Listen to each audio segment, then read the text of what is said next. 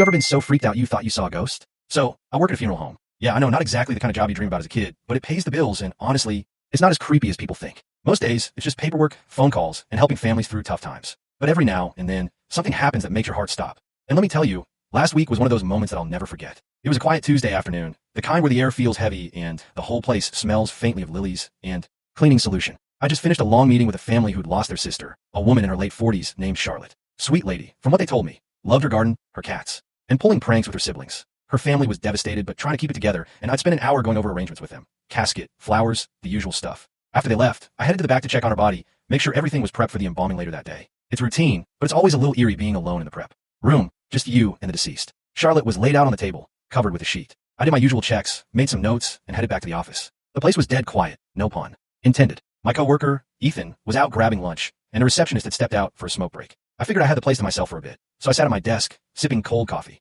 and catching up on emails. That's when I heard footsteps. Light, deliberate steps coming from the hallway. My first thought was, okay, Ethan's back early. But something fell off. The steps were too soft, almost like someone was trying not to be heard. I froze, listening, my heart started to pick up. The funeral home's old, so it creaks and groans sometimes, but this was different. I called, out, Ethan, that you? No answer. Just more footsteps, closer now. I got up, my chair scraping louder than I'm in it to, and peeked into the hall. Empty. The lights were dim, and the air felt colder than usual. I'm not superstitious, but I've been in this job long enough to know you don't ignore weird vibes. I grabbed the nearest thing I could find, a freaking stapler like I was gonna do anything, and started walking toward the sound. The footsteps stopped, and for a second I thought I'd imagined it. Then I turned the corner, and there she was. A woman, standing right there in the hallway, staring at me. She was wearing a dark green sweater and jeans, her hair pulled back in a loose bun, and her face. I swear to God, my blood went cold. It was Charlotte, the same woman I'd just seen lying on a table in the prep room, dead as a doornail. My brain short-circuited. I dropped the stapler, and it hit the floor with a loud clunk. I must have looked like I'd seen a ghost, because for a split second I thought I had. I stammered, what are you?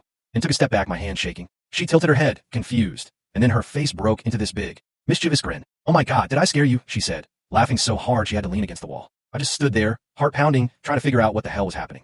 Was I losing it? Was this some kind of hallucination? I mean, I've heard stories about people seeing things in funeral homes, but I never thought I'd be one of them. Then she spoke again. I'm so sorry. I didn't mean to freak you out. I'm Abigail, Charlotte's sister. She kept laughing, wiping her eyes. You thought I was her, didn't you? That's when it clicked. Twins. Identical twins. The family hadn't mentioned it during the arrangements, and I hadn't thought to ask. Abigail explained she'd come back to drop off some photos for the memorial slideshow and decided to poke around since no one was at the front desk. She had no idea I'd just come from the prep room. No idea she'd nearly given me a heart attack. I tried to play it cool, but my voice was still shaky. Yeah, you could say you got me good, I said, forcing a laugh. Inside, I was still reeling. I apologized like crazy, feeling like an idiot for freaking out, but Abigail waved it off.